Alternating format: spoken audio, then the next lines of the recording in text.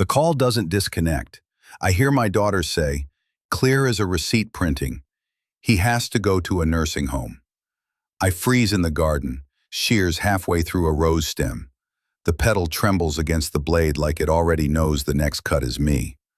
The line crackles. Tom's voice asks, "Did you talk to the realtor?" As casual as weather. My back straightens on its own. I don't breathe. I listen. Jessica's tone drops the sugar she saves for me. It's brisk, neat, like closing tabs on a browser. He thinks we can get $5 million if we move fast. Condo downtown, and then Japan. I'll handle the paperwork. He won't even know it's happening. The bee by my ear roars like a generator. I look at the chair-shaped dent in the soil where Clara used to sit while I pruned. My thumb finds a thorn and presses until I feel the point. A small, bright fact inside the big one. They go quiet. The call finally ends. I pull the phone from my cheek and stare at the screen as if it might offer a second opinion. It doesn't. The roses nod in a soft wind. Somewhere a leaf blower starts across the street. I set the shears on the brick, face down. Saturday, 9:10, I say out loud, steady, filing the moment. 9:10 a.m. I open the Notes app.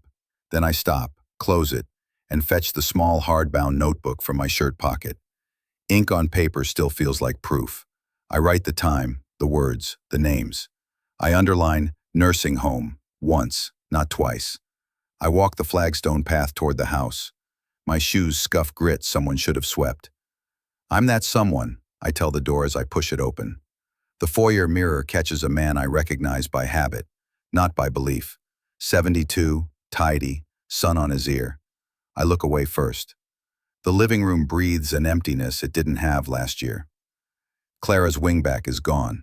Jessica's, surprise, swap for a modern recliner that watches television better than it holds a memory. I stand in the space where the chair had lived and let the absence do its job. It reminds me what is at stake. In the study, the smell is paper and lemon oil. I sit at my father's old desk and lay the notebook square to the grain. The page glows white as if it wants more. I give it more. The date, the two voices, the phrase, "he won't even know." I sign my name below it out of reflex, then add, "Witness, none," and circle it. That small circle steadies me. Circles are boundaries you choose on purpose. My hands reach for the bottom right drawer, the one that always resists the first pull. It gives. Inside, a small velvet pouch sits where I left it 3 years ago. I don't open it, not yet. I rest my palm on the pouch and sit still until my breath answers me. On the wall, our framed timeline of pencil marks. Jessica's growth from doorframe smudge to high school cap leans a fraction to the left. I straighten it and hear myself say, "All right." The voice is mine again.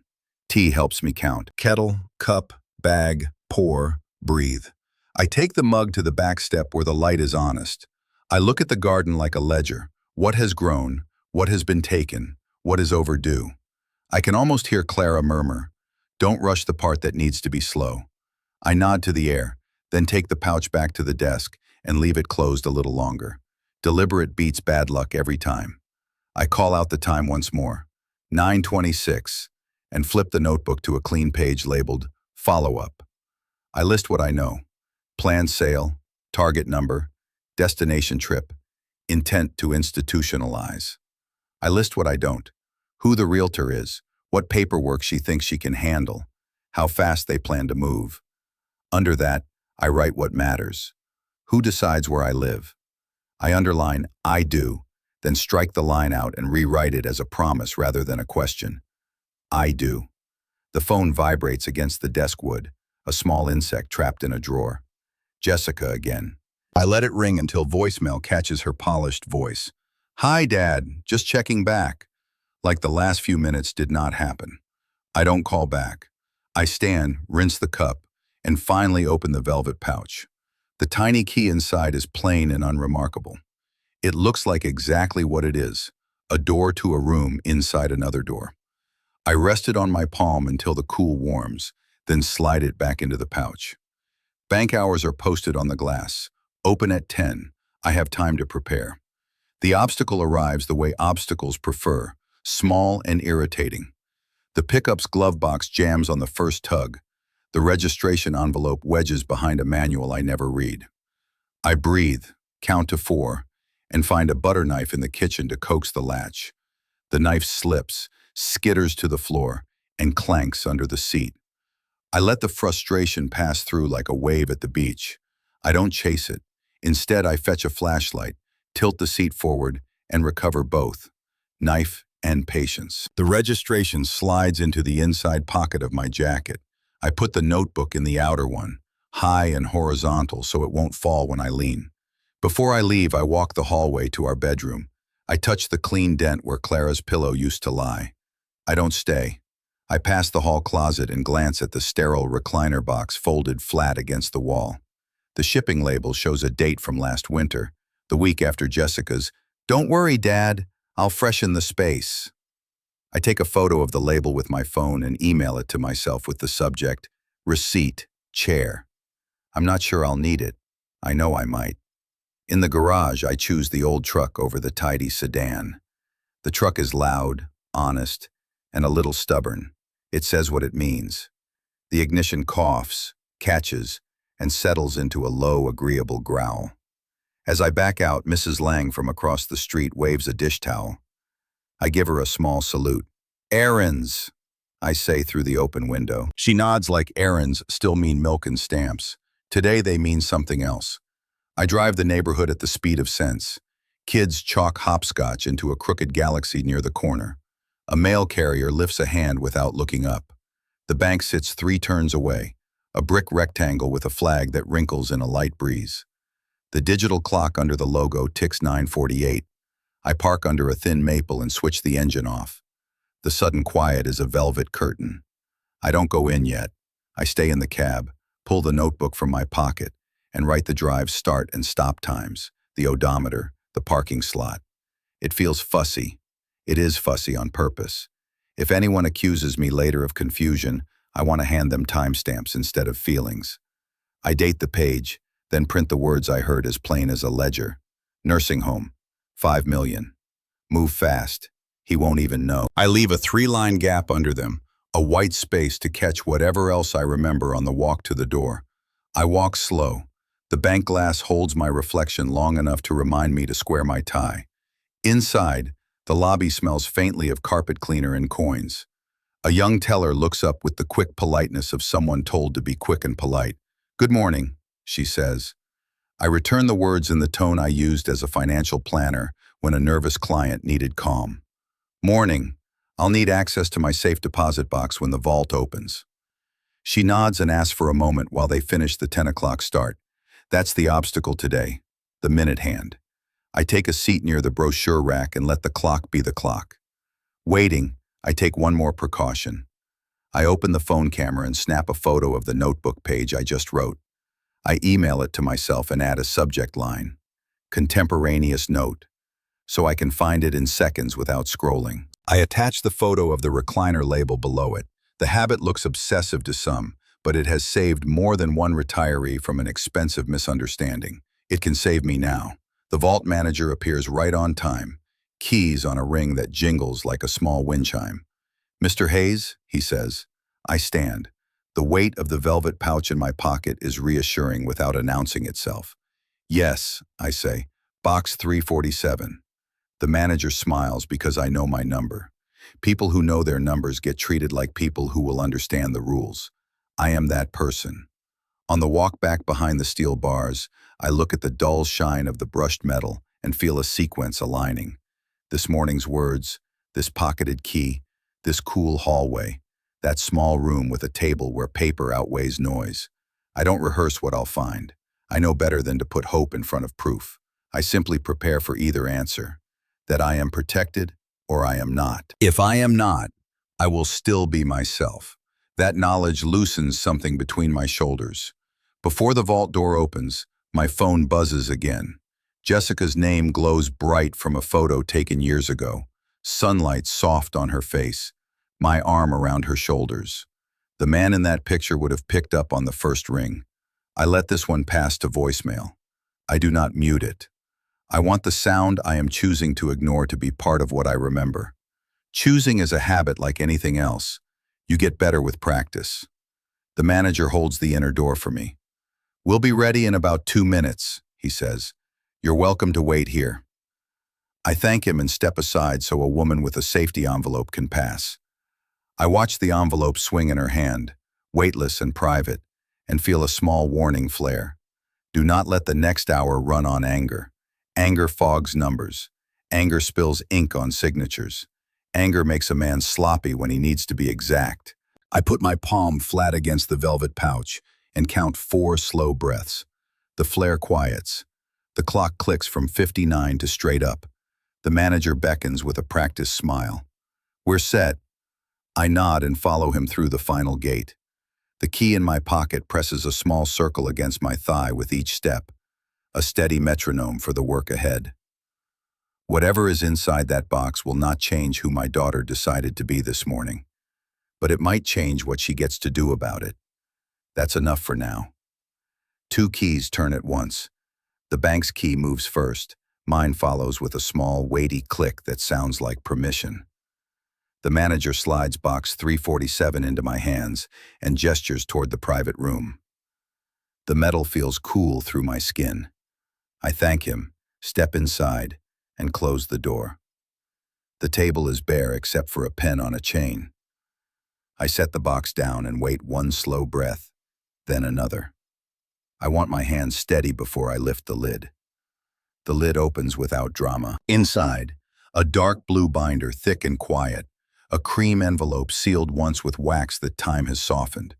The faintest lavender lifts when I touch the envelope, a ghost of Clara's dresser drawer. I place the binder to the left like a file I will audit later. The envelope sits centered like a name on a headstone. My chest tightens, then loosens. "All right," I say gently. "We'll do the letter first." I break the seal with my thumbnail and slide out the pages. Clara's hand is the same confident script that labeled school lunches and tax folders. The first line addresses me by name and nature at once. I read aloud in a whisper I can hear. Her voice sits between the lines. Practical love, no sentiment wasted, no detail left to chance. She says she planned for a day she hoped would never come. She says the binder is not a shield, it is a plan for dignity. She names our daughter with tenderness and with warning. I stop twice, not to cry, but to document. I take a photo of the first page with my phone, set the flash to off, and email it to myself with the subject, "Clara letter, vault, today's date." I add no commentary. The metadata will be the commentary if anyone ever doubts the chain. Then I finish the letter and return it to the envelope. I smooth the crease with my palm, as if that keeps time from fraying the edges. "Thank you," I tell the paper, and mean it. The binder is heavier than it looks. The blue cover has no title on the spine, only a fine texture under my fingertips. Inside, the first page lists the Clara Hayes Family Trust, date of establishment, and the attorney of record. A notary block sits at the bottom, tidy stamps that tell strangers what matters, who signed, when, and before whom. I photograph the first page and the notary block, again without flash, and send those images to myself as trust, cover, notary. After I send each photo, I switch the phone to airplane mode so nothing else distracts me. I read the appointments: settler, trustee, beneficiary. My name appears twice, once as trustee for life, once as signer to carry obligations. Jessica's name appears once as the primary beneficiary upon my death. I feel my shoulders drop one notch, then another.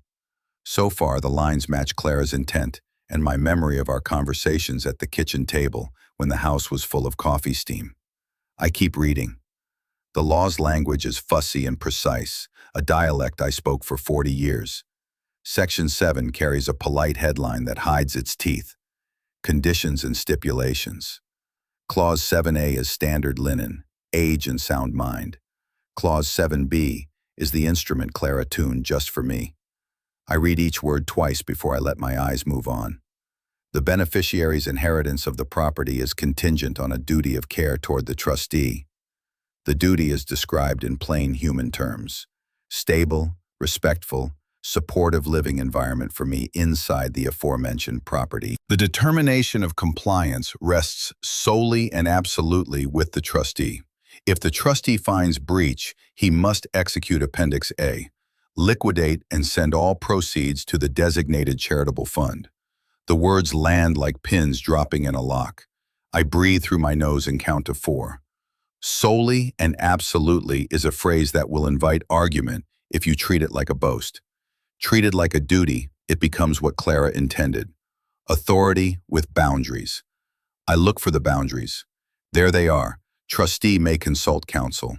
No contest clause discourages litigation from any beneficiary who challenges in bad faith. Venue listed, arbitration preferred. I nod once. I can work with this. I take a single photo of Clause 7B, careful to frame the page number and section header. I do not share it now. I will share it when sharing is part of the plan, not part of my anger.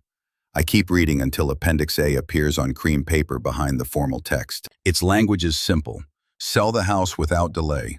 Deposit all proceeds to the University Foundation for the Clara Hayes Music Scholarship. Anonymity permitted if preferred. I hear the piano in my head before I stop it. No music now, not until the ledger closes. I slide the binder slightly right and bring out my notebook. I date the page and list what I have done in full sentences a stranger could follow. Photographed letter cover, trust cover, notary, Clause 7B, emailed to self, airplane mode toggled. I write, no copies leave this room yet, and underline yet once. When I finish, I put the notebook flat and press my palm on the page for 2 breaths. Documentation is a kind of prayer if you do it with care. The room feels colder when I stand. I tuck the letter back into the envelope and return it to the box. I close the binder and hold it a second longer than necessary. Then the lid goes on. The box slides back to my forearms, and I carry our plan out into the vault. The manager smiles a question I don't answer. He guides me to the slot and secures the box with a practiced push. The locks re-engage with a heavier click than before. It sounds like a vault clearing its throat. In the lobby, the clock says 10:46. Monday now sits just past a weekend that already knows my name. I cross to a quiet corner and call the law office on Clara's original letterhead. A receptionist answers with warm efficiency. Reed and Associates, she says, and the name feels like a small step onto a firm landing. Good morning, I reply. I'm Walter Hayes, trustee for the Clara Hayes Family Trust. I'd like to schedule time with Ms. Reed regarding a beneficiary duty of care clause. The receptionist asks for spellings, a callback number, and the urgency. Next available is Monday at 9, she says after a pause that suggests she looked for something sooner and didn't find it.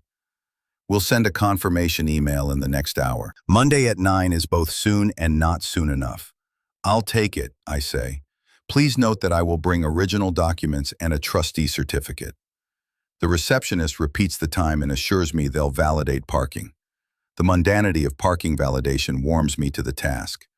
Ordinary details around extraordinary decisions help a man keep his footing. Obstacle, noted. 2 days and some hours to carry without breaking anything. I leave the bank and sit in the truck with the window cracked for air. I open my email, confirm that my messages to myself have arrived, and move them to a folder labeled Trust 202. I add a short note to the folder. Created by WH, originals remain at bank. If someone later asks why copies exist, I can point to a decision made by a man who knows how to preserve records. On the drive home, I stop at the pharmacy for ink cartridges and a legal pad with a sturdy back. The clerk asks if I want a bag. No, thank you, I say, and carry the pad under my arm like a sign I haven't written yet. At home, I print a blank trustee certificate template from an old folder and write in the current date and my name. I leave the signature line empty until Evelyn tells me which version will serve best. A man can be eager and still keep his pen capped.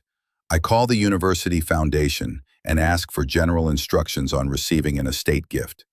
The woman on the phone answers in a kind voice, then shifts to efficient when I use the word trust. She emails a routing sheet with account name and 2 contact emails. You don't need to send anything now, she says, careful not to solicit a promise. This is just for your file. I thank her and save the PDF in the same folder, then print the first page and write, reference only, in the top margin. The note is for me as much as for any future reader. Afternoon light slants over the dining table where I lay out my steps. Column 1, what I have. Column 2, what I need. Under have, I list originals in vault, photos with metadata, Monday appointment. Under need, I list counsel opinion memo, buyer who can close without mortgage, intermediary to shield names, updated title report, and a gentle face when I say, firm things. That last line makes me smile. Clara would have called it kindness with a spine. Jessica texts at 3:17, a photo of 2 airplane seats pulled from a travel site, prices circled in red like a win. Thinking about finally going, she writes, with a champagne emoji I read as punctuation rather than joy. I don't reply. I take a photo of my legal pad and email it to myself with the subject, Action List, Saturday. I feel like a man stacking kindling and even rose before a planned light. You do the work so the flame takes once, not 4 times. Evening wraps the house in the soft quiet that used to be music hour. I set the kettle again and stand by the stove until it sings. I carry my cup to the back step and watch a squirrel argue with the fence. I let the day make its final mark, then carry the cup to the sink and wash it until it squeaks. Small dishes done now mean fewer dishes later. Monday will not forgive lost minutes. When I sit in the study again, the desk lamp feels like a stage light narrowed to just the paperwork. I slide the notebook closer and write 2 sentences I want to remember exactly as they are. I will not be baited into anger. I will act only through documents, process, and counsel.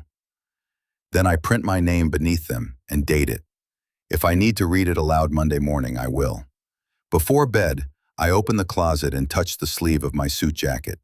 I set out the shirt with firm collar stays and polish the pair of shoes that never argue with tile floors. I put the velvet pouch on top of my wallet so it cannot be forgotten. I place the phone on the charger with the ringer on, in case the law office needs anything early. Then I turn off the house in the order Clara taught me.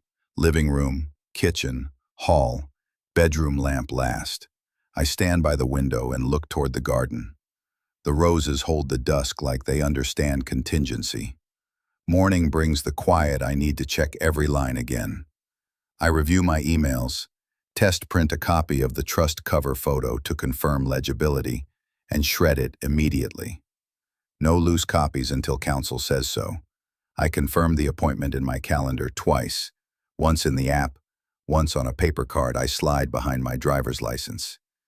If fate asks for proof I tried to be organized, I want to hand it paper and pixels together. On Sunday afternoon, I rehearse my summary the way I used to prepare clients for a board meeting. 5 points, less than a minute each. No adjectives I cannot prove with a document. I practice the line I know will be hardest to keep flat. My daughter plans to move me to a nursing home and to liquidate the house. I say it once, hear the heat underneath, and remove anything that reads like accusation. Keep the record clean. By Sunday night, everything that needs a place has one. I sit at the dining table with the blue ink pen I prefer for signatures and place it on the right edge of a yellow pad like a tiny flag. I do not open the piano. I do not open old photo albums. I do not scroll Jessica's feed. I let the weekend be a container that holds me steady until Monday at 9. Clara used to say the night before a hard day is its own kind of job. I do it well. When I wake before the alarm, I know what comes next. Jacket, tie, hard shoes that tell a floor you mean business. The velvet pouch rides in my pocket. The notebook rides higher on the other side. I drive into the financial district with 5 extra minutes built in for finding a space. The elevator opens to glass and chrome that pretend not to be expensive. A receptionist smiles with the same warm efficiency I heard on the phone. "Mr. Hayes," she says, as if we've already met. "Miss Reed will see you now." I straighten my shoulders, step forward, and carry Clara's plan into the room where it becomes action. I wait in the quiet lobby until the wall clock touches 9. Breathe in 4, out 4. The same cadence I use to lend clients steadiness. Right on the hour, the corner door opens and Evelyn Reed greets me like we're starting a meeting we both prepared for. We shake hands, dry, firm, unhurried. I place the blue legal pad on the table and touch the velvet pouch in my pocket out of habit. The originals stay in the vault by design. What I carry are exhibit copies and photographs I can explain in one line each. Evelyn gestures to a clear desk, 2 pens and a coaster, nothing to trip over, and we begin. "I'll be direct," she says, sitting. "Tell me what Jessica did." I keep my voice even. "I overheard a call. She and her husband plan to sell the house for $5 million, to move me to a facility. She believes she can handle the paperwork while I don't notice." I place my notebook on the table, open to the page with Saturday's time and lines. I made a contemporaneous note with spoken timestamps. I emailed a photo of the page to myself the same morning. Evelyn studies the page for the length of a breath. "Good. And the trust?" "Clause 7B, I say. Duty of care. Stable, respectful, supportive living environment for me in the house. Sole discretion to the trustee. Appendix A directs liquidation and transfer to the university scholarship if I determine a breach." She nods once, quick. Clara's phrase, dignity clause. I remember her. I slide an envelope across the table. Inside are the exhibits that can travel. 2 color copies of my photos of the trust cover and notary block, with dates and file IDs typed in the footer. A single-page excerpt with Clause 7B highlighted, and a print of the first page of Clara's letter, with the date visible and the body blurred. "These are exhibits only," I say. "Originals remain in the bank. I can produce them on request." She taps the footer with a pen. "Good practice. We'll also execute a trustee's certificate today to keep with my file." She opens a folder, writes the matter name, and slides a clean notepad toward herself. "Now show me the pattern before Saturday."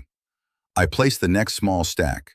Printed emails from Tom, headers intact, dates centered, subject lines that feel like pushes disguised as favors. "Walt, quick thought. Power of attorney could save a headache later." Follow-up. "Doctor appointments come faster if Jess can sign." Just being proactive, no pressure. Evelyn reads 3, then one more. Frequency? Monthly, then weekly. He adjusts tone when I decline. Polite pressure. I add a printed photo of the shipping label from the recliner box. Jessica's handwriting on a sticky note rides the top edge. "Surprise for you, Dad. Sleek and modern." I resisted the urge to add commentary to the photo. She removed Clara's chair without asking. "A small thing on paper, a big thing at home." Evelyn nods again. Not soft, not hard. "It isn't small. It's a record of erasure, but we will not rely on sentiment. We will rely on the pattern and your discretion under the clause." She lines the document square with the desk edges and leans back. "Here is my opinion, Mr. Hayes." She speaks like she is reading a verdict she wrote before I arrived. "The trust grants you sole discretionary power to determine whether Jessica's conduct violates her duty of care. The Saturday call, combined with the demonstrated pattern and your contemporaneous note, is sufficient to support your determination. I will memorialize this in a written counsel memo today. I recommend we proceed to effectuate Appendix A." I let a breath go that I didn't notice I was holding. "Cleanly, Ms. Reed," I say. "No public fight. No long wind-up. Just the plan, executed." "That's the only way I work," she says, and the line sounds like truth, not marketing. "We'll need a buyer with cash, no financing. Off-market. We shield identities with an intermediary asset manager. We keep your name out of early paperwork." She picks up her phone, scrolls, and finds a number labeled with a last name only. "Sterling Development," she says. "They close quietly and fast." She dials and waits. The call goes to voicemail. Obstacle. She leaves a message that wastes no syllables. Opportunity. Single-family parcel held by a family trust. Off-market. Cash ready. As is. Quick recording. Call me. She ends the call, types a follow-up email with the same language, and carbon copies the intermediary she wants. We'll also need title current, she says, turning back to me. Updated 6 months ago on our last refinance, I say. No liens beyond standard utilities. Perfect, she replies. Escrow can open same day we have an LOI. She drafts the trustee's certificate in a browser template, prints it, and places it in front of me with a pen and a small square of blue tape where she wants my signature later. We'll sign after we attach the memo. She checks a box labeled, "No contest clause acknowledged," and reads it aloud. This clause discourages litigation. If she contests without merit, she risks forfeiture. I understand, I say. We do not waive it like a weapon. We don't need to, she says. We will simply note it exists. Her phone vibrates. She reads, smiles without showing teeth, and swivels the screen. The intermediary replied. Available at noon. Can ping Sterling now. We build momentum, she says, but we leave room for friction. Speaking of friction, I say, my daughter may announce a trip. 2 weeks. She hinted yesterday. Evelyn tilts her head, measuring that window like a seamstress. 14 days is tight but plausible for cash if the title package is ready and we accept as is. We record the deed the next business morning after escrow confirms funds. Your goal is to keep your own schedule clear for signatures and coordination. We set tasks. She will prepare a 1-page summary for the intermediary, a trustee authority packet, and an attorney opinion memo. I will retrieve the trustee certificate photo from my email and bring the original certificate to sign. She will request the preliminary title report released to her office. I will not engage with Jessica beyond logistics if she appears. No new facts by text, she says. If she messages you, keep your replies to scheduling or simple courtesies. I'm good at courtesies, I say. I can tell, she says. Keep them short. She flips to a clean page and frames the heart of the matter in one sentence. We are not punishing Jessica, she says, voice even. We are enforcing Clara's plan and your right to dignity. Say that again, I ask. I want to hear it twice. We are enforcing Clara's plan and your right to dignity. The second time fixes the words in me like a nail set flush with the wood. We move to the small conference table for signatures that don't yet require wet ink. She has me initial a privacy instruction for the intermediary. Your name and mine do not appear on the first LOI. She has me sign a limited letter of engagement. I read each paragraph, and I ask a question when one line mentions arbitration venue. Local, she says. Faster. Predictable. I nod and sign. Her assistant brings water and a short list of times the intermediary can connect. Noon, 1:30, or end of day. Evelyn points to noon. Speed and daylight. She sends the calendar invite with a terse subject line. Family trust, off-market cash acquisition. I appreciate the lack of adjectives. We hit the day's first real snag at 10:42. My phone's mail app won't display the PDF headers on the printed POA emails when I try to show her the originals. The thumbnails spin, then stop. Airplane mode, I mutter, and toggle it off. The messages come through, but the headers look compressed. Evelyn waves a hand. It's fine, she says. We'll rely on the prints for now. You can forward the raw messages later to my secure address. I'll extract headers server side. I write, forward raw headers on my pad and draw a box next to it. Boxes must be checked. Before noon, she dictates her memo into a recorder with the calm speed of a surgeon who knows where each suture goes. Client Walter Hayes, trustee. Matter. Enforcement of duty of care clause per section 7B. Factual basis. Contemporaneous note of beneficiary's intent to remove trustee from residence and liquidate primary asset. Pattern evidence including repeated POA pressure emails and removal of sentimental property without consent. Trustee's discretion as drafted. No contest clause present. Venue and arbitration clauses in force. Opinion. Sufficient factual basis for trustee determination of breach. Recommend execution of Appendix A via discrete off-market sale. Recommend use of intermediary and as is/no contingency terms to compress timeline. She clicks stop, then types while the transcription software catches up. I watch the words arrive on her screen in tidy lines. The room feels like momentum.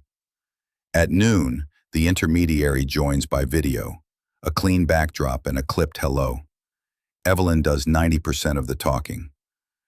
Family trust, sole trustee, discretion clause, she says. We need a cash buyer with the usual stomach and proof of funds. As is. No contingencies. We want LOI today, appraisal tomorrow, escrow open by midweek, title current. The intermediary nods and asks two exact questions. What parcel features? Any easements? Evelyn answers both without drama.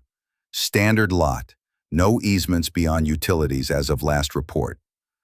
The intermediary says, I'll ping Sterling now.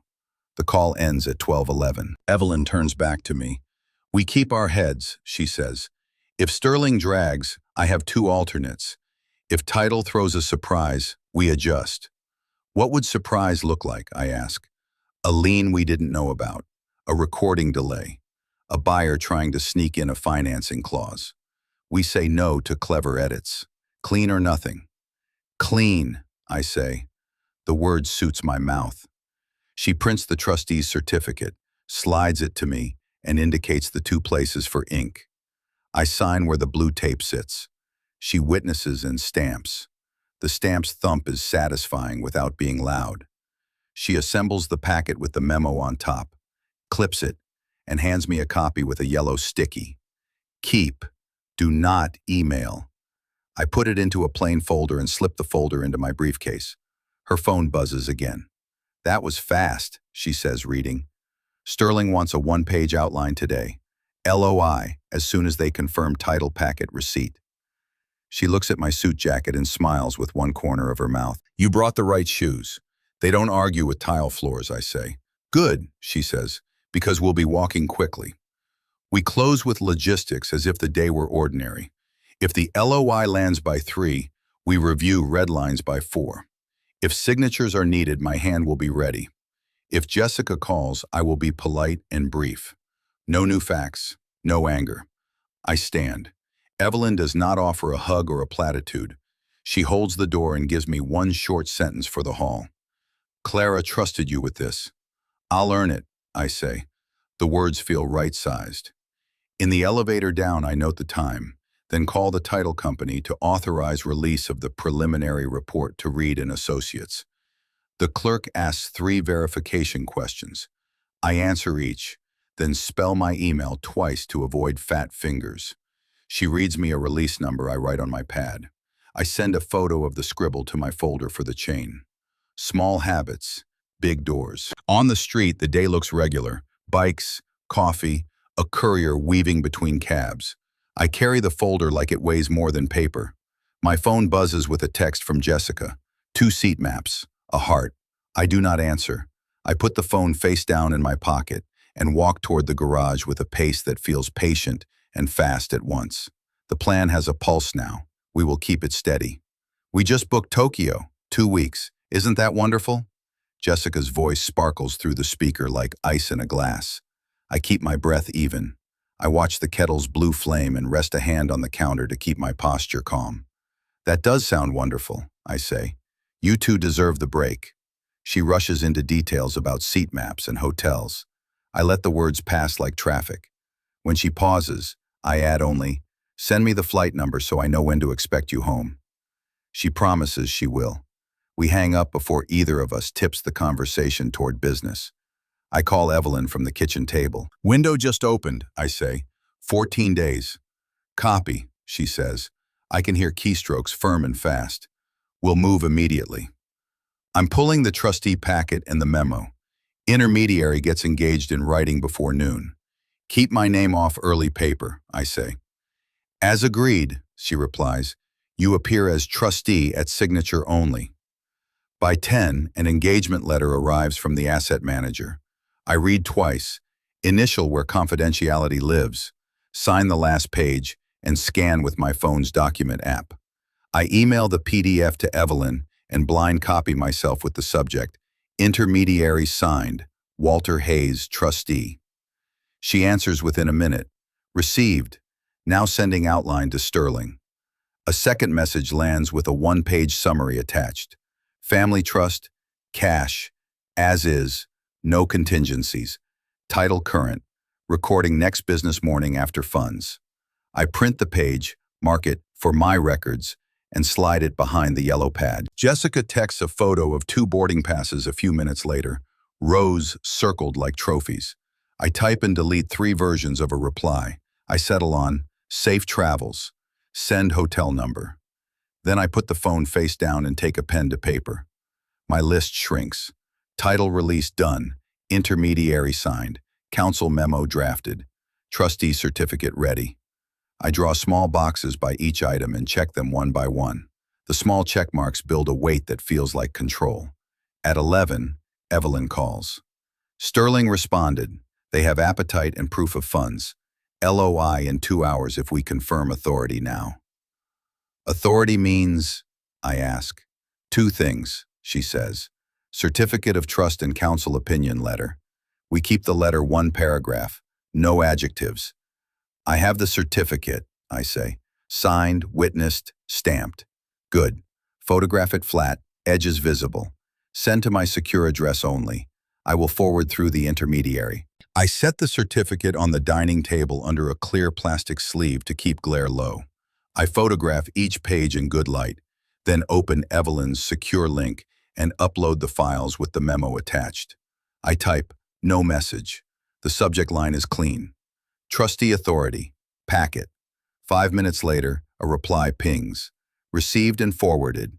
Sterling requested the preliminary title report. I authorized the intermediary by email to fetch it from the title company with my release number. 1 sentence, 11 words, no embroidery. At noon, I make a sandwich I barely taste, while the house sounds like a building waiting. The refrigerator motor, the hall clock, the faint tick of metal cooling on the stove. I try to practice patience. It helps to polish the small things. I wipe a ring off the table with the heel of my palm and straighten the stack of mail.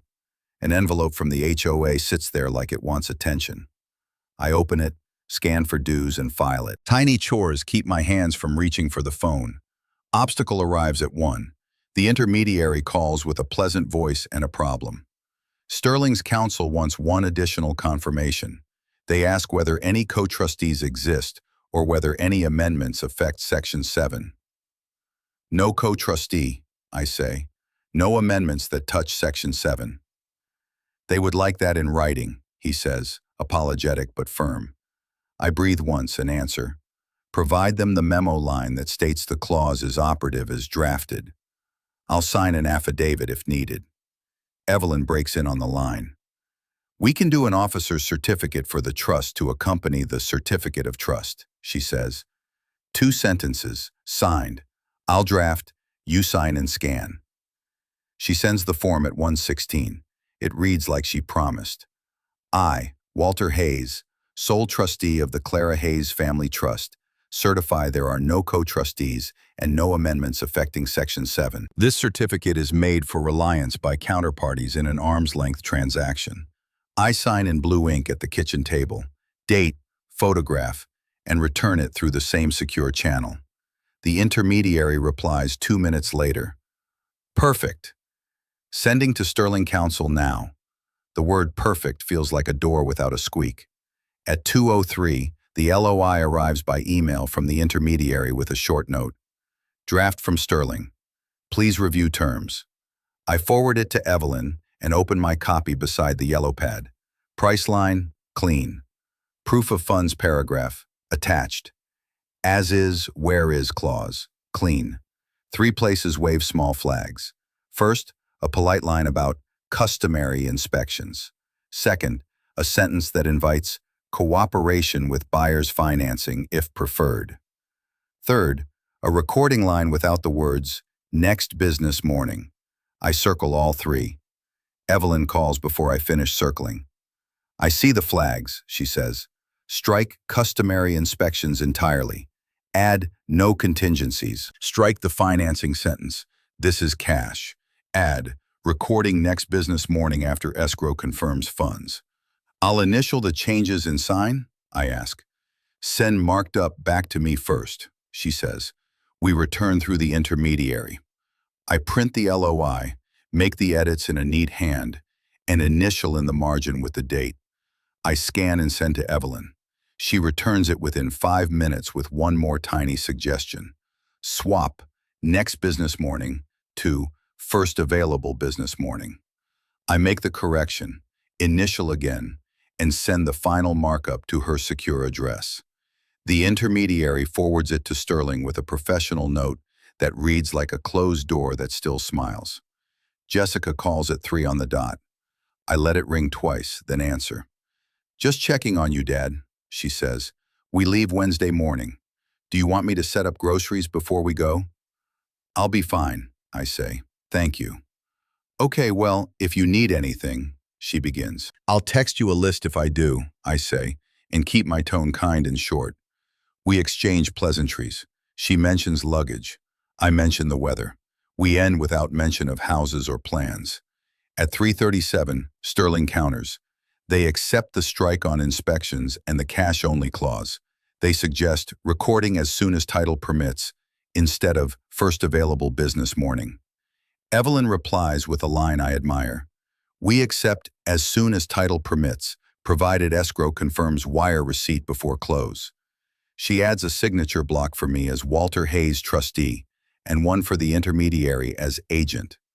The intermediary asks if I'm available to sign the LOI at 4:15 via secure link. I confirm. When the link arrives, it requires two-factor authentication and a phone code. I enter both, review one last time, and sign with a digital pen that captures the shape of my name cleanly. I watch the timestamp print itself, 4:18 p.m., and save the final PDF to the folder named Trust 202. I do not email it anywhere else. Evelyn's message lands seconds later. LOI fully executed. Appraisal tentatively tomorrow at 10. Escrow opens upon receipt of title packet. Keep your morning clear. I stand at the window and let that line sink in. Not triumph, not even relief. Just the feeling of a machine moving because the pieces know where they go. I set an alarm for 9 to remind me to move breakables off low tables before the appraiser walks through. I text the intermediary 2 sentences he requested. Please coordinate access via me directly. I will be present. He replies, confirmed. Appraiser will text ETA at 9:15. As evening settles, I do a small audit of my own behavior. I kept my voice level with my daughter. I did not offer facts. I said what was needed and nothing more. I assembled authority without noise, proof without theater, and documents that explain themselves. The house feels a half-degree cooler, either from the weather or from the absence of fear. I go room to room and pick up the few personal items I would rather a stranger not touch, then place a note on the entry table. Please knock. I am in the kitchen. I end the day the way we started it, with tea and a count. Kettle, cup, bag, pour, breathe. 14 days is still 14 days, whether you are smug about time or careful with it. I choose careful. I set the cup in the sink, leave the kitchen light on low, and put my phone on the charger with the ringer at medium. If the appraiser needs to move earlier, I can adapt. If Jessica sends a hotel number, I will write it on the pad and nothing else. The plan doesn't need my feelings to work. It needs my pen, my attention, and the next morning at 10. The tape measure clicks against a stud like a metronome. The appraiser moves through the entry with the quiet of someone who has learned to see without touching. He introduces himself with a first name and a clipboard. No small talk, just a nod toward my note on the table. Please knock. I give him a simple tour. Rooms, utilities, access to the garage. He asks me to confirm year of roof and any upgrades. I answer plainly. He thanks me and starts his circuit. I stand where I can watch without hovering. He photographs corners, outlets, window seals, then kneels to cite the baseboard run. The shutter sound is a small, even punctuation. Attic? He asks, already moving toward the hallway. I reach for the key that should be in the shallow dish by the linen closet. The dish is empty. I check the second spot, the small hook under the shelf, also empty. Give me 1 minute, I say, keeping my voice level. I search the nearby drawer where old batteries go to die. No key. Obstacle. I call the property manager and explain the missing attic key in 15 words. He answers on the second ring. There's a backup in the lockbox under the eave, he says. Code is last four of your phone. I head outside with the appraiser's quiet footsteps still moving above me. The lockbox opens after one stiff pull. The spare key is wrapped in painter's tape like a tiny present. I peel it, return inside, and hand it over. Thank you, he says, and disappears up the pull-down ladder. While he steps across rafters, my phone buzzes with a familiar tone. Jessica has posted a photo of herself and Tom before a Torii gate, faces bright, captioned, "On top of the world." I look at it for 2 seconds, then put the phone face down on the counter. Screens are for later. Floors come first. The appraiser asks me to flip a switch while he notes the attic fan's hum. I do it twice so he can hear the difference. He descends, thanks me again, and returns to measuring tape and quiet clicks. He moves like a checklist, not a tourist. Kitchen dimensions, pantry depth, water heater serial number. He asks for the age of the furnace. I show him the service sticker with dates that line up like good behavior. He photographs it, then the exterior condenser. Any known issues? He asks. No, I say, just ordinary age. He notes functional and typical wear. That phrase lands like a minor chord that still resolves. I carry it to the sink and wash 2 cups while he checks the garage slab for cracks. At 11:20, he steps back into the hall and clicks his pen closed. I have enough, he says. Cover page will be ready this afternoon for escrow. Full write-up to buyer's counsel tomorrow. I nod and show him to the door. He pauses by the entry table. You kept things neat, he says, neutral but kind. Makes this go faster. I return the kind with a light line. I worked with numbers for 4 decades. Neat is the only way I know. He smiles because the math checks out and leaves with the soft chuff of a well-hung door. I text Evelyn. Appraiser finished. Cover today, full report tomorrow. She replies within a minute. Good. Title prelim on my desk. No easements beyond utilities. Escrow can open upon LOI countersign we executed. I breathe in that sentence like it carries calories. I open my folder and add a new page labeled Today and write 4 short lines a stranger could follow. Appraiser complete at 11:20.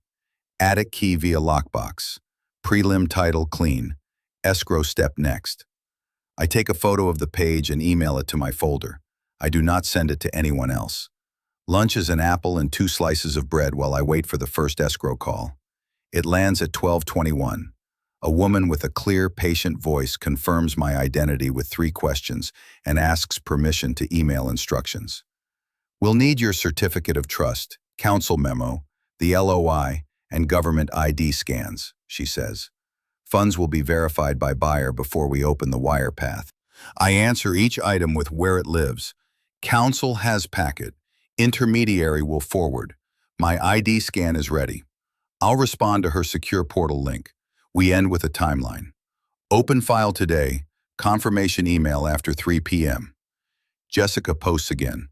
2 shopping bags. A caption about treating ourselves. I turn my phone over without judgment. People choose their own ways to show time passing. I choose mine. I scan my driver's license into the escrow portal. Double-check that the name reads Walter Hayes, trustee, not just Walter Hayes, and click submit.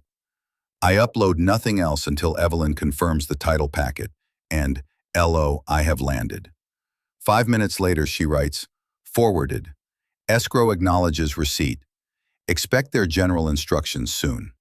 The appraisal cover arrives by 2:08 as a single-page PDF from the appraiser's admin. It reads like a good stamp. Parcel address, preliminary valuation, as is. Signatures placeholders noted as pending. I save it to my folder and print 1 copy for the physical file. I write, cover only, full report tomorrow, on the bottom margin in blue ink. I send the PDF to Evelyn and the intermediary, CCing the escrow officer per her invitation. No commentary, just the file. The chain of custody lives in the headers in the quiet. By 3, a new email pings from escrow. Open. Hayes Family Trust. It includes the file number, the escrow officer's direct line, and a short list of next actions. I read them aloud to keep my voice warm and slow. Trustee to sign general instructions and statement of information. Buyer to send proof of funds confirmation. Title to prepare updated commitment. I sign into their portal and complete fields with dates I can prove. Original trust date, my trustee appointment. Clara's name spelled with an A, not an E, because names matter on deeds. Obstacle number 2 tries to wedge itself in at 3:26. The portal rejects my scanned signature with a red bar. Illegible. I try again, adjusting the light. The red bar returns. I do not swear. I print the signature page, sign with the same blue pen I use for everything that matters, scan at a higher resolution, and upload the new image. This time, the bar turns green. I take 3 slow breaths because small irritations like to act bigger than they are. Evelyn calls at 3:40. Title commitment draft reads clean, she says. We'll have the final in the morning alongside the full appraisal. Appraisal covers satisfied Sterling's timeline to release funds into escrow when the deed recording is queued. She pauses, then adds, buyer wants possession after recording, not after closing funds land. I'll hold the line at recording after escrow confirms funds. Good, I say. No keys move on hope. Exactly, she says. We deal in confirmations. Late afternoon light slides across the hardwood like a penciled straight edge. I walk through the rooms with the appraiser's gaze still in my head. I pick up 2 framed photos and place them in a box marked keepsakes. I open a drawer and find one of Clara's music pencils, sharpened to a patient point. I put it in my pocket like a quiet metal and keep going. My phone chimes again. This time it's the intermediary confirming tomorrow's appraiser's document drop to buyer counsel and a tentative title closing schedule. No surprises so far, his note reads. I pour water into the kettle and lean on the counter while it comes up. The house sounds different after the appraiser's exit. It is still my house, and it is also a set of measurements that now live in a file someone else will read. I let the thought pass without clutching it. The point of this plan is not to clutch. It is to carry out Clara's instructions exactly as they were designed, briskly, quietly, with dignity and tact. The evening brings the escrow general instructions by email. 2 pages of neat lines that amount to sign here, confirm this, do not do that. I read each line, sign where my name is printed with trustee and upload. I don't chase the officer for confirmation. I know how their queue works. They will file it and note it, and my copy will mark the day to anyone who wants a time. Before bed, I write 2 sentences on the yellow pad to close the loop. Appraisal cover delivered and filed. Escrow opened with instructions completed. I draw boxes beside each and ink them in. I add 1 more line for the morning. Expect title final and full appraisal. I place the pen across the top like a small bridge and turn off each light in order. Living room, kitchen, hall, bedroom lamp last. The house breathes out. I do too. The night comes without fanfare. I sleep with the velvet pouch in my pocket and the notebook near the bed.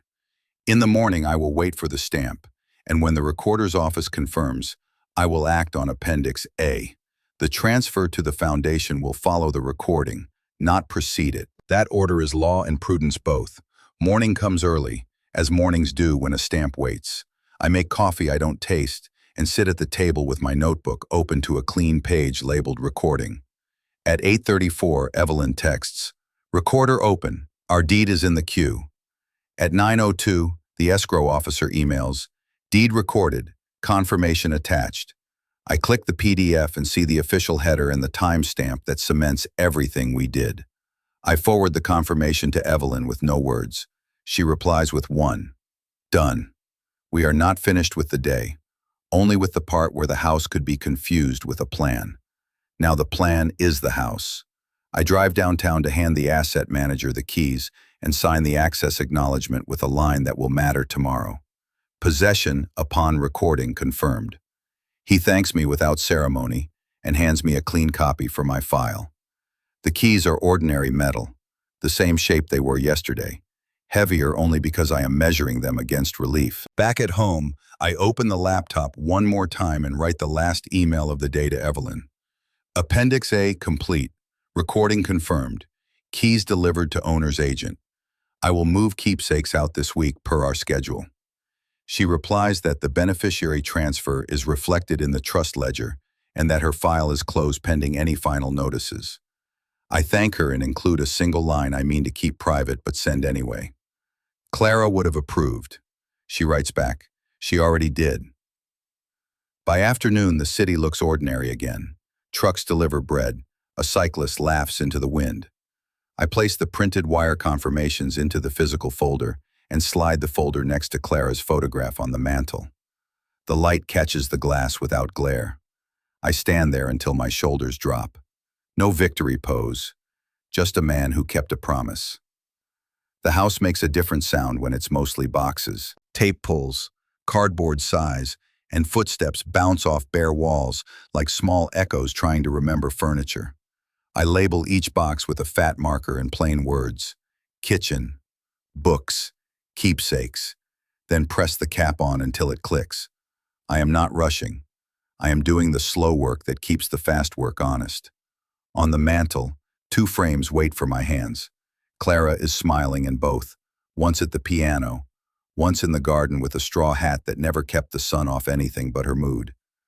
I lift each frame, wrap it in brown paper, and tuck it into the box marked keepsakes with a towel between them. The towel smells faintly of lavender from a drawer I haven't opened enough. I let the scent pass through me without catching on it. Good smells are just memories with manners. The attic ladder complains when I pull it down. Dust lifts and sparkles in a line of light like a ghost diagram of where air wants to go. I climb slowly, knee by knee, and direct my phone's flashlight toward the far end, where an old cedar chest sits under a tarp. The lid sticks at first and then yields. Inside, winter blankets, a shoebox of tiny shoes, a paper fan Clara brought home from a school concert, and at the very bottom, our first photo album bound in cracked red vinyl that thinks it's leather. I hold the book to my chest before I even know I've done it. I sit cross-legged in the attic heat and open to a page where we look so young we might still be deciding. Wedding cake on my nose, Clara laughing with her whole face. Then a page turns, and there it is. Jessica on my shoulders at the park, age 5, hair messy, mouth wide with joy that has no backstory. My hands pause on the page edges. This isn't for you, I say softly to the smiling child. This is for the woman who forgot you. The words land without echo. The album belongs to the house. It should stay here, where it can be what it was, not what it hurts now. I close the book and set it gently back into the chest. I place a slip of paper on top that reads, "Leave." When I climb down, my knees remind me they have done their time. I stand a minute at the base of the ladder and let the ache warm and fade like a small storm that knows when to leave. Then I return to the kitchen and wrap the porcelain robin from Clara's bedside, its paint nicked at the wingtip from a move 20 years ago. I cushion it with a sweater that still holds her ghost of perfume and place it deep in the keepsakes box. The lid closes with a soft thud that feels like a period where a comma would have caused trouble. The property manager calls to confirm tomorrow's key handoff. 9 a.m. at the front porch, he says. I'll bring the access acknowledgement. I'll be ready, I answer. I'll leave a door notice for early arrivals just in case. He offers a practical reminder. Utility readings, garage opener, mailbox key, and I write each on the yellow pad under a line that already reads, keys, count twice. We hang up like men who prefer checklists to speeches. I drive to the leasing office for the new apartment and sign the last page of the lease with a pen that clicks like it wants to be taken seriously. The agent slides a plastic fob across the counter and explains the elevator reservation system for move-in. 15th floor, she says. 2-hour slots. I held one for tomorrow at 3. Perfect, I say. I'll be there with one van and fewer boxes than a man collects when he's not paying attention. She smiles in the practiced way of people who talk to strangers all day and means it anyway. Welcome, she says. The word lands gently. Back home, I call the moving company to confirm the window we booked, tomorrow, noon to 2. A man with a cheerful voice and a busy line tells me they need to slide me to Friday. Big job ran long, he says, apologetic. We can squeeze you the day after. I can't move the building, I reply, keeping my tone friendly. Elevator's reserved for tomorrow at 3. I'll lose the slot. He hesitates. Papers shuffle. If you can be flexible on start time, he says, we can bring a smaller crew at 1 and be done by 3. I can be flexible on size, I say. I'll do the small stuff. I just need the heavy boxes and the keepsakes handled right. Deal, he says. 1 o'clock arrival, 2 men and a hand truck. I thank him and write a box next to the word, confirmed. Then I check it in, blue ink filling neat corners. Obstacles are easier when they give you something to fill with ink. I make a circuit of the rooms with a cloth and a trash bag, catching stray dust in the paper corners that escape when you think you have already cut them. In the bedroom, I fold the last of my shirts and leave the hangers on the rod like ribs in an X-ray. The closet looks honest now. It shows its shape instead of its plans. I stack the clothing box next to the door and add a bright sticky note. Take first. Afternoon slants through the bare living room, turning the floor into a quiet page. I sit on the steps and rest my hands on my knees. The house feels less like a stage and more like an instrument that has finished its piece. I listen to the silence until it sounds like permission. Then I stand and move again because rest is easier when it follows work that counted. Jessica texts a hotel phone number and a photo of ramen with a caption about lines worth waiting for. I reply with, thanks for the number. Eat well, and leave it at that. My boundaries have grown simple. Information in, neutral acknowledgement out. The plan holds better when I speak like a calendar. I print 2 copies of the access notice language the manager will tape on the door tomorrow. The words are plain. Private property. Access by authorized agent only. Trespass prohibited. I do not add statutes or threats. Plain words do their own work.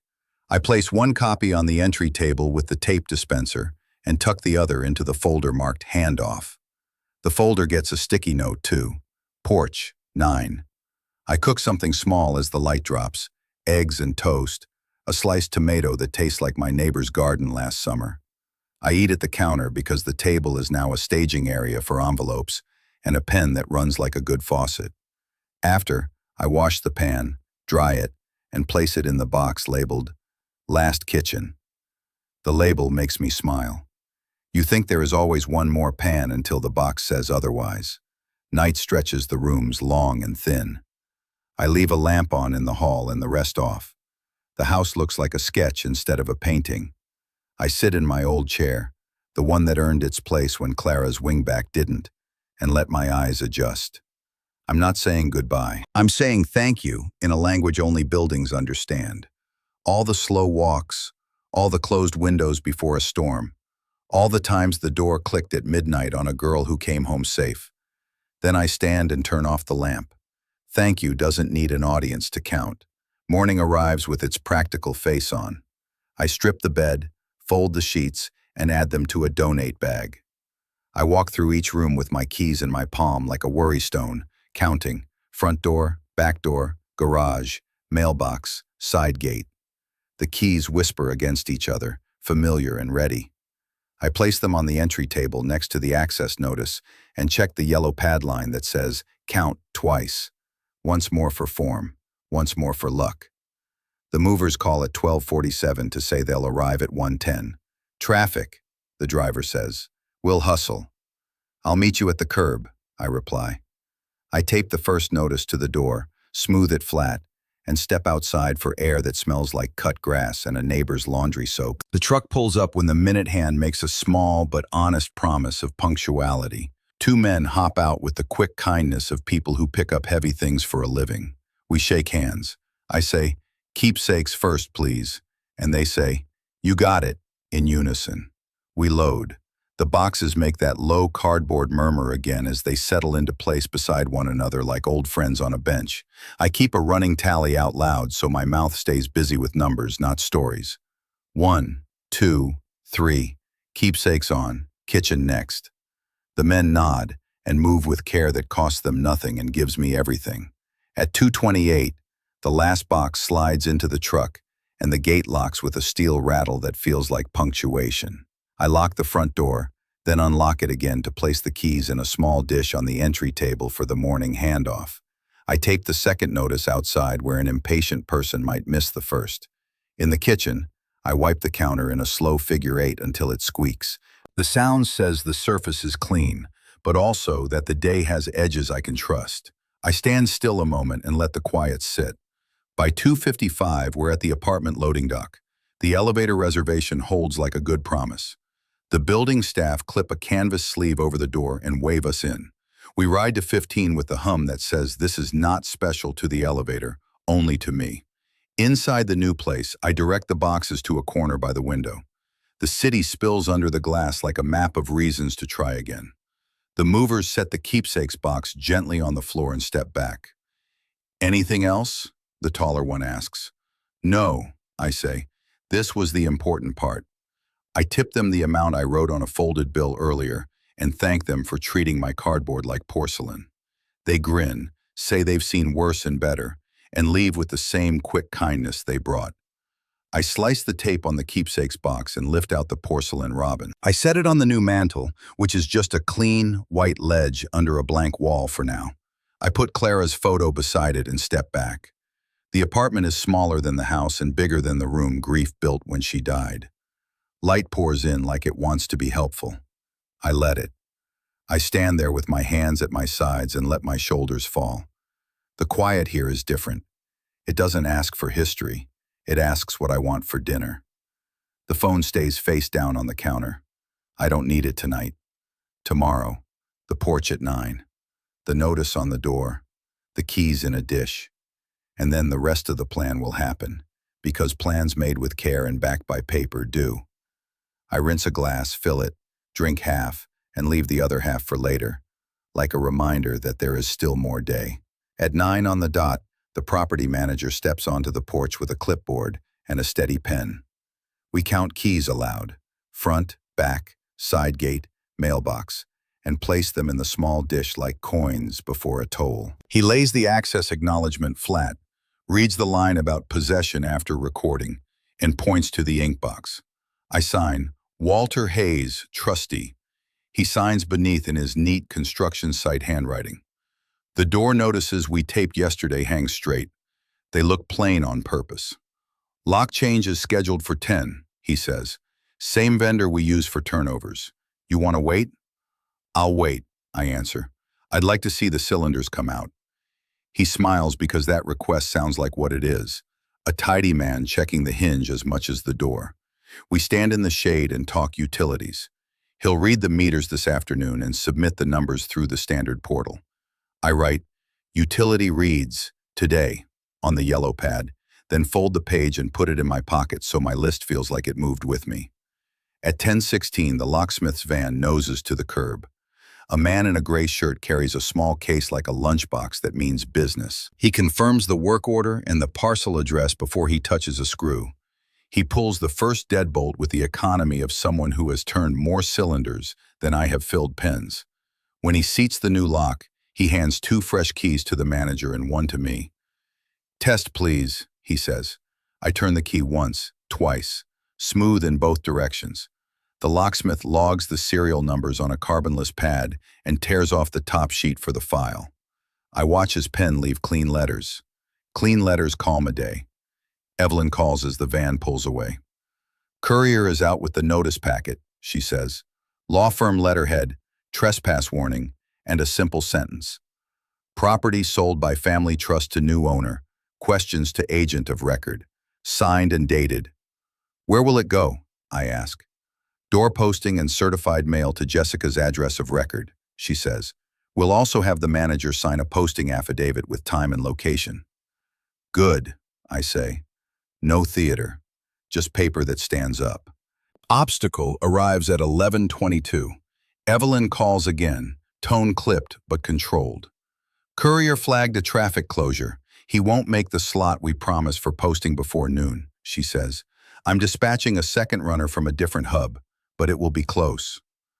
What do we need now? I ask. Manager to print the temporary copy I'm emailing and post it with date and time in ink, she says. Then we swap in the official packet the minute it arrives. We'll backstop both with a simple declaration. I'll handle it, the manager says when I relay the message. He steps inside, prints 2 copies on his truck's small printer, and tapes them with blue painter's tape that won't scar the wood. He writes 11:31 a.m. at the bottom and signs his name. I watch the second hand cross the 12. The line he writes is small, but it is a bridge between delays and facts. We tackle the mundane while we wait for the courier. The manager collects the garage opener, shows me how the new receiver logs to his phone, and scans the barcode into his app. He reads the meter numbers out loud. I repeat them and jot them into my notebook like a person who remembers that money often hides inside tiny digits. A neighbor walks her dog past the curb and nods at us like nothing remarkable is happening. I nod back. The ordinary is still the best disguise for a day that might otherwise swell to self-importance. At 12:10, the second courier arrives with the sealed envelope. The manager peels one temporary notice and replaces it with the formal letter on firm paper. He smooths the edges, takes 2 photos with his work phone for the posting affidavit, and hands the envelope copy for my file across the threshold without stepping in. You want me to file the certified mail receipts too? He asks. Yes, I say, and please email a scan to Evelyn when the postmark hits. Hard copy can sit in your file. I'll keep the number in mine. He nods and scribbles the tracking number onto a sticky note I slide into the folder. The sticky note is flimsy. The numbers on it are not. Back at the apartment, I open every window an inch and let the air learn me. The porcelain robin sits on the mantel. Clara's photo watches the afternoon with calm habits. I make a sandwich and eat it in 3 thoughtful bites, then call the HOA to return the gate remote. Obstacle number 2 tries to make itself taller than it is. Office closes at 2 today, the clerk says. Holiday hours. I can drop it in the after-hours box? I ask. Yes, she says. Write your name and address on the small envelope and slide it in. We'll email your receipt tomorrow. Thank you, I say. I'll include the serial number on the flap. Small lines like that help strangers file your day correctly. I walk the remote to the office, fill the envelope like a person who has licked envelopes for decades, and slide it into the box with a soft thunk that sounds like being done with something small and necessary. On the way back, I check my mailbox for the first time. The empty space inside looks like a fresh page. The thought lands clean. I will write carefully on it. The afternoon asks for a nap, but I keep my feet on the floor. I sit at the table and test the apartment's quiet. It holds. I write a timeline from memory without checking any emails. Overheard call, vault, counsel, intermediary, LOI, appraisal, escrow, wire, recording, keys, locks, notice, certified. The list looks like a backbone. I circle notice posted and add affidavit beside it. If anyone ever writes the opposite, the circle will be waiting. Jessica posts a bright photo from a department store with a caption about choosing luggage for all the travel they plan to do. I do not answer because she did not ask anything that can be answered. Tom posts a clip of a bullet train window. The fields blur in green. The thought flickers. Trains that move faster than a person's promises. And then passes. I let it pass. My job is not to caption. It is to keep time and steps. At 4, Evelyn calls with final housekeeping. Certified mail accepted at the post office. Tracking number logged, she says. I have the manager's photos and his signed posting affidavit with time and address. Our file is wrapped. Thank you, I say. She adds, reminder, do not answer any call from Jessica tonight that wants facts. I stack the day's thin papers in the plain folder. The envelope copy of the posted notice, the sticky with the tracking number, the locksmith's carbon slip, and the access acknowledgement. They are not flashy, but together they are weight. I place the folder on the mantel for 1 minute beside the robin in the photo, then carry it to the desk drawer where it belongs. You don't leave important things out for company. You put them where you can point to them without looking. Dinner is simple. I cook rice and an egg and slice a cucumber the way Clara liked, on the bias so the pieces look like leaves. I eat at the counter with the window open to the city's hum. Somewhere a siren decides not to get louder. Somewhere a neighbor laughs through a wall. I let the sounds tell me that no one is watching me right now, and that this is good. The flight number Jessica sent last week lights the corner of my mind like a dashboard bulb. I check the airline site once, read the scheduled arrival, and write, tomorrow, 3:35 p.m. on a fresh card. The notice is posted, the keys are counted, the locks are changed, and the file is heavy. Down on Maplewood, a black SUV pulls to the curb and exhales two people who look like a travel brochure. Jessica's hair is fresh. Tom's tan is new enough to be proud of itself. Their luggage wears tags like a parade sash. He twirls the key before the first step, a magic trick waiting for applause. She laughs, bright and careless, and it hits the door like a cue. He slides the key into the lock. It stops on a syllable. He jiggles. It refuses. The laugh wobbles. Wrong key? She asks, reaching for it. The metal answers the way metal does. Cold, precise, not personal. The cylinder says no. He tries the back door. She presses the bell. Silence answers both. Through the glass, the rooms are empty and clean, the way a stage looks after the lights come up and the actors go home. Jessica sees the notice then, taped at eye level. She reads out loud because reading can feel like control. Private product.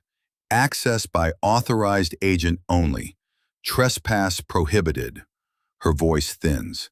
She grabs the second notice, the firm paper with letterhead that makes people stand up straighter. She reads the line that matters. Property sold by family trust to new owner. Questions to agent of record. The last words reach for air and don't find any. Neighbors pretend not to look. The courier's photos will show two faces tipped toward paper. Tom's jaw works like gum gone stale. Jessica's hand shakes once, then again. She pulls out her phone with the same fast grace she uses on happier days. My phone lights a moment later with her name and a photo from a picnic 12 years ago. I let it ring twice and then answer, the way I practiced. Dad? Her voice is too high to land. Our house won't open. There's a notice. Some mistake. Did someone scam you? Did you call the police? We're standing outside. Everything's gone. What happened? I keep my breath even. Hello, Jessica. I aim for warm and land on steady. No one scammed me. You do not need the police. Then tell me what is going on, she says, words crowding each other. This is our home. It was your mother's house, I say level and slow, and I have done what she asked me to do. Silence stretches across the wireless like a tightrope. Tom leans toward her phone and shouts, if someone tricked you, we can fix it. We have a realtor. You do not have a house, I say calm. You have a notice.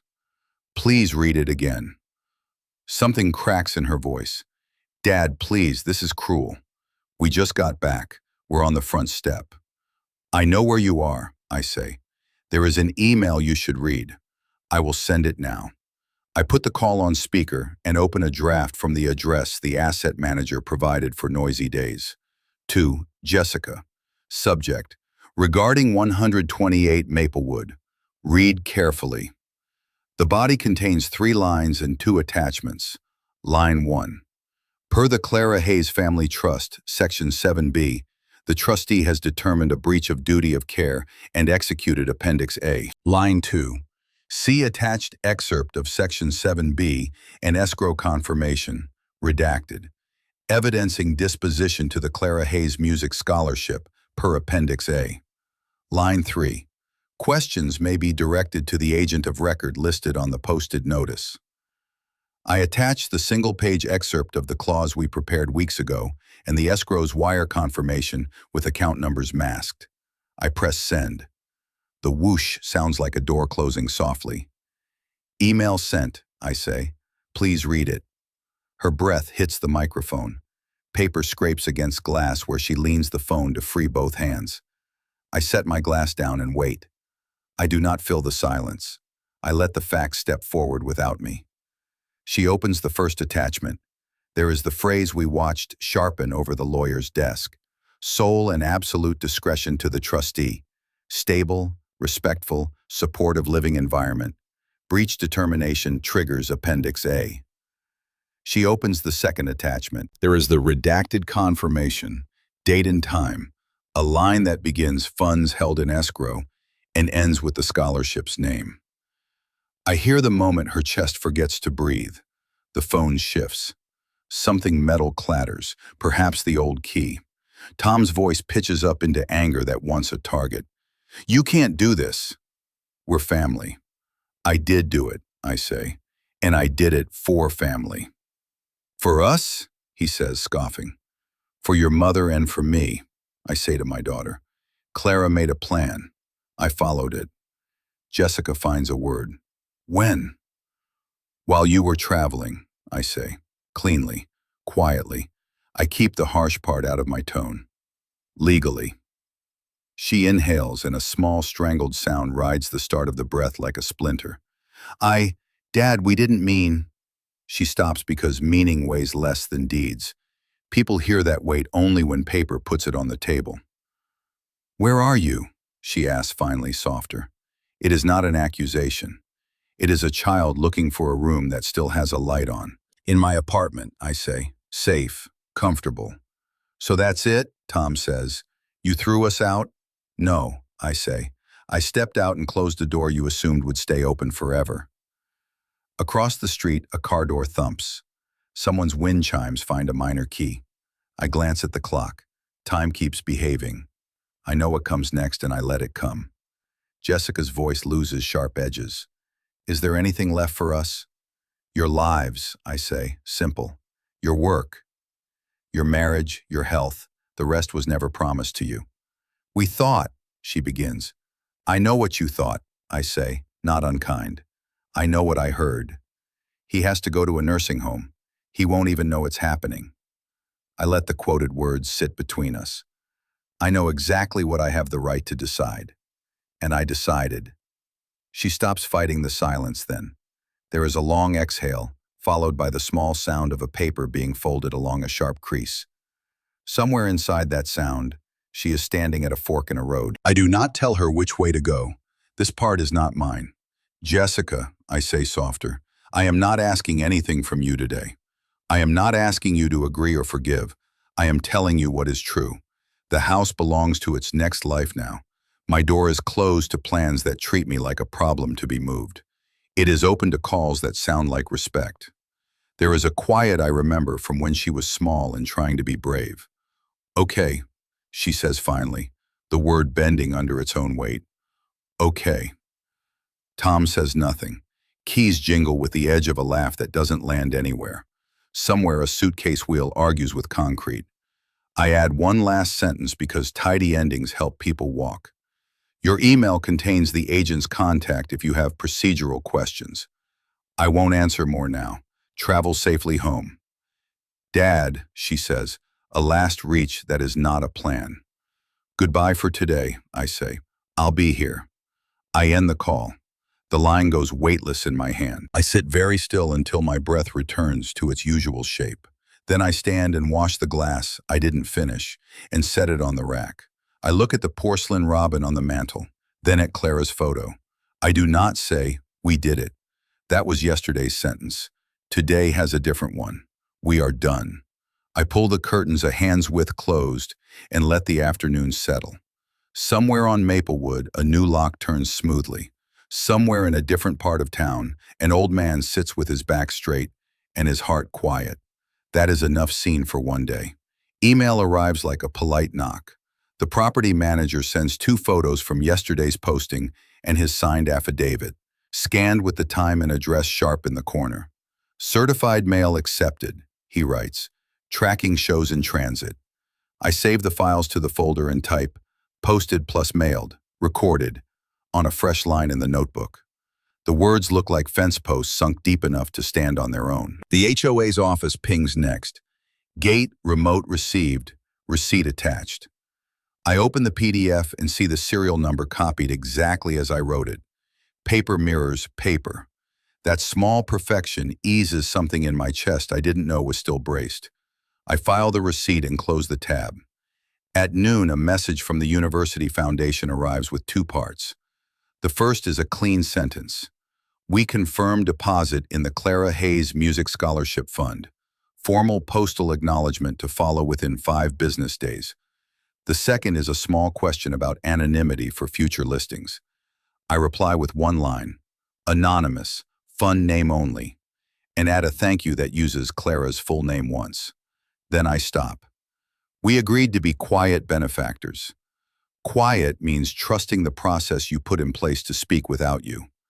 I eat lunch at the counter, bread, apple, the last tomato from the bag, and look at the porcelain robin on the mantel. It faces the window the way it used to face Clara's side of the bed. I tell it nothing. Objects already know what they are supposed to represent. They don't need coaching. Afternoon tries to hand me a worry with a new shape. Jessica hasn't called. Silence can feel like a loose wire if you let it. I don't let it.